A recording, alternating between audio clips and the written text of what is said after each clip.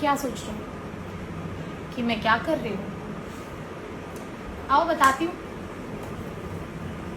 So I have been shifted to a new city, और जब से मैं यहाँ शिफ्ट हुई हूँ कई अजीब चीज़ें मेरे साथ हुई हैं। मेरी हेल्थ ख़राब हुई, माइग्रेन का पेन, मोस्टली लेडीज़ को माइग्रेन का पेन होता है, लेकिन मुझे कॉन्स्टेंटली माइग्रेन का पेन शुरू हो गया।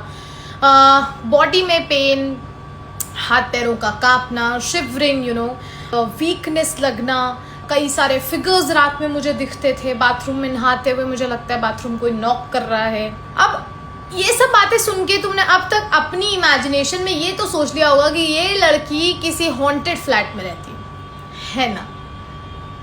बात ऐसी नहीं है।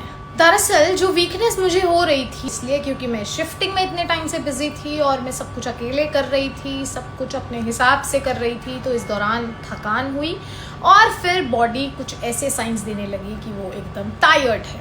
बाथरूम में नॉक करना, जब मैं नहाती हूँ तो बाथरूम में ऐसा लगता है जैसे कोई मेरे डोर पे नॉक कर रहा है, लेकिन ऐसा नहीं है।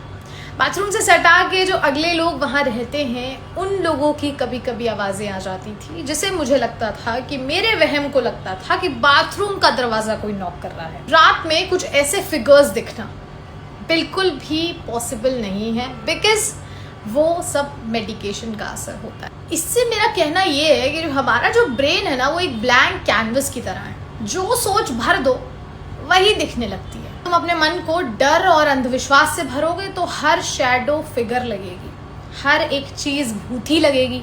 लेकिन अगर तुम उसी माइंड को लॉजिक और अवेयरनेस से भर दोगे तो वही आवाज़ पड़ोसी की होगी और वही फिगर इल्यूजन होगा।